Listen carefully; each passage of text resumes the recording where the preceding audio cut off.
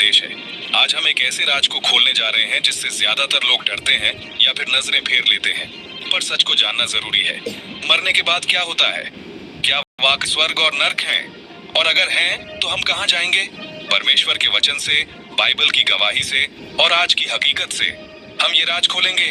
Video को अंत तक जरूर देखिए, शायद ये 10 मिनट आपके अनंत जीवन का रास्ता तय कर दें। आपने कभी सोचा है, जब कोई मरता है तो क्या सच में सब खत्म हो जाता है? क्या मौत ही अंत है? लेकिन बाइबल कहती है, मनुष्यों के लिए एक बार मरना और उसके बाद न्याय का होना निश्चित है। इब्रानियों 9 अध्याय 7। यानी मौत के बाद कुछ होता है, कुछ बड़ा, कुछ अनंत, या तो स्वर्ग या फिर नर्क। दोस्तों, आज हम बात कर रहे हैं उस सवाल की जो हर इंसान के मन में कभी ना कभी जरूर उठता है। मरने के बाद क्या होता है?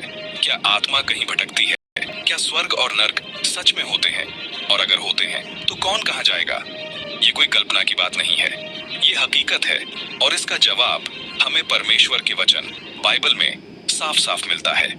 बाइबल कहती है, यदि मनुष्य सब कुछ प्राप्त करे पर अपनी आत्मा की हानि उठाए तो उसे क्या लाभ होगा? मत्ती 16 अध्याय 26 वचन। जी हाँ, सवाल यही है, आपकी आत्मा का क्या होगा? आज का विषय इसलिए महत्वपूर्ण है क्योंकि हम हर दिन किसी न किसी की मौत की खबर सुनते हैं, पर हम कभी नहीं सोचते कि मरने के बाद क्या शुरू होता है। परमेश्वर वचन बताता है, मिट्टी तो मिट्टी में मिल जाती है, पर आत्मा परमेश्वर के पास लौट जाती है जिसने उसे दिया है।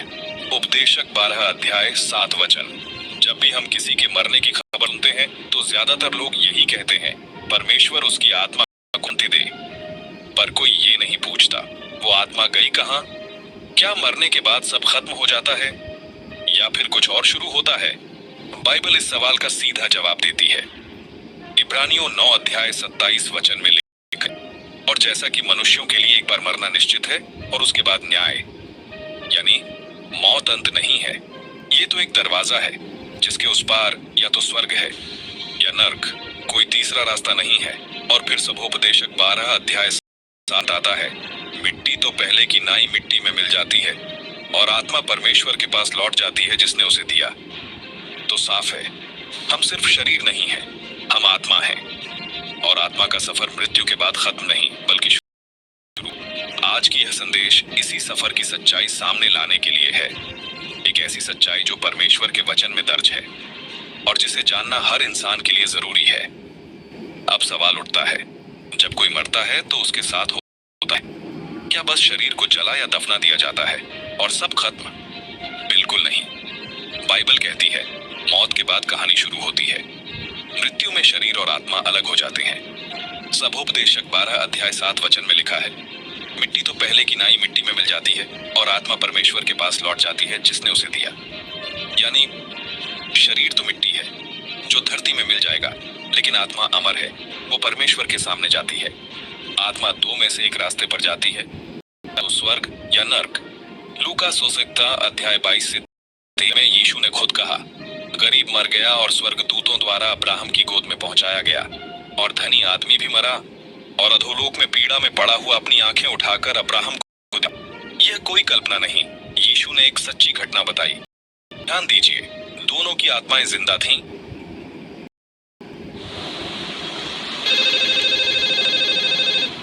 Good evening, the Indian High Commissioner's office. Rajiv Gandhi is alive.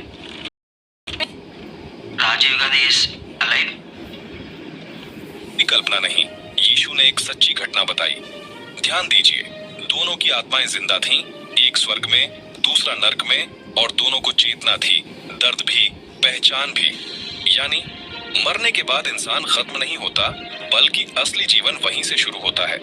जब हम नरक शब्द सुनते हैं तो ज्यादातर लोग सोचते हैं, ओह ये तो डराने की बातें हैं।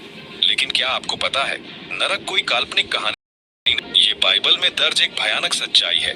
मत्ती 13 अध्याय 50 वचन में यीशु मसीह ने कहा, और उन्हें आग की भट्ठी में डालेंगे, वहाँ रोना और दांत पीसना होगा। सोचिए जरा, एक ऐसी जगह जहाँ सिर्फ चीखें होंगी, जहाँ न रोशनी, सिर्फ पछतावा, पीड़ा और हमेशा की तड़प। और प्रकाशित वाक्य 20 अध्याय 15 वचन में लिखा है, और जिसका नाम जीवन की पुस्तक में लिखा नहीं पाया गया वह आग की झील में डाला गया।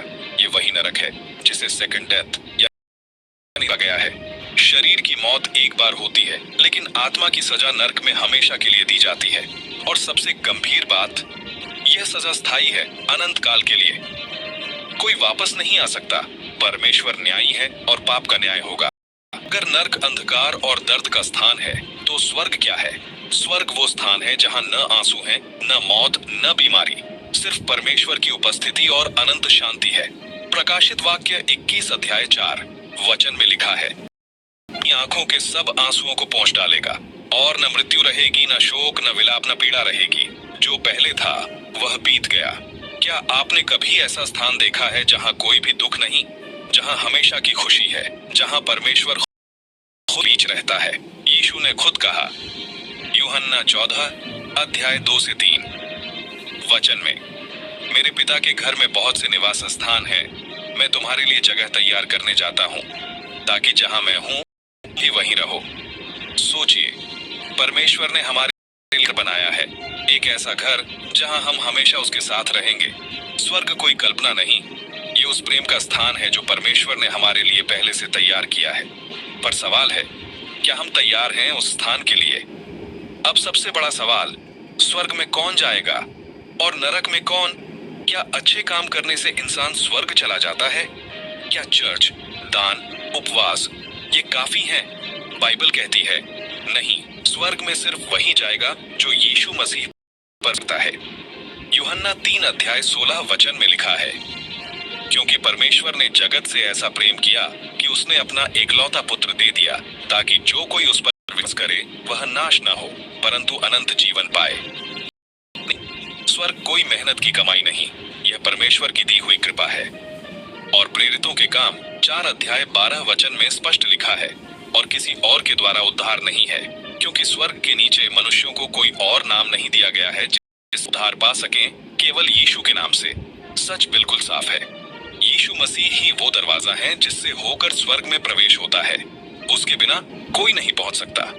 अब आप ही सोचिए, क्या आप उस नाम पर विश्वास करते हैं जिससे अनंत जीवन मिलता है? अब जरा आज की सच्चाई पर एक नजर डालिए। हर दिन लाखों धरती से विदा हो रहे हैं, कोई सड़क हादसे में, कोई बीमारी से, कोई आत्महत्या करके। लेकिन सवाल ये नहीं कि वो मरे, सवाल ये है, क्या वो तैयार थे? क्या उन्होंने कब्जा कि मरने के बाद क्या होगा? आज भी लाखों लोग धर्म, कर्म, पुण्य और अंधविश्वास में उलझे हैं। लोग सोचते हैं, मैं अच्छा इंसान हूं तो स्वर्ग मिल ही जाएगा। पर बाइबल क्या कहती है? मत्ती 7 अध्याय 13 से 14 वचन में यीशु ने कहा, संकरी है वह डगर जो जीवन की ओर ले जाए, और थोड़े हैं जो उसे पाते हैं। यानी स्वर्ग का रास्ता आसान नहीं, और हर कोई उस पर नहीं चल रहा। बहुत लोग भीड़ में हैं, पर वो संकरी राह, वो सच्चाई की राह बस कुछ ही लोग ढूंढ पा रहे हैं। आज का सवाल यही, क्या आप भीड़ में हैं या उस रास्ते पर हैं जो जीवन देता है? अब मैं आपसे एक सवाल नहीं, आपकी आत्मा से एक सवाल पूछना चाहता हूं।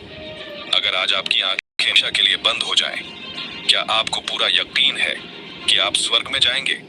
क्या आप इस अनंत सत्य के लिए तैयार हैं, या आप अभी भी सोचते हैं अभी तो बहुत समय है, बाद में सोच लेंगे? लेकिन परमेश्वर का वचन क्या कहता है? 2 कुरिन्थियों 6 अध्याय 2 वचन में लिखा है, देखो अब उद्धार का समय है, देखो अभी अनुग्रह का दिन है। यानी आज का दिन ही मौका है, कल किसी ने नहीं देखा। मौत दरवाजे पर दस्तक देने से पहले क्या आप तैयार हैं? ये सवाल आपकी आत्मा से है, न डराने के लिए, दबाव डालने के लिए, बल्कि इसलिए कि आप सच्चाई को पहचाने और अनंत जीवन को पाएं। सोचिए, अगर आज आखिरी दिन हो तो क्या आप यीशु के पास जाने के लिए तैयार हैं? अब जब सच्चाई आपके सामने है कि स्वर्ग और नर्क हकीकत हैं, तो सवाल है, क्या आप इससे बच सकते हैं? क्या कोई रास्ता है? हाँ,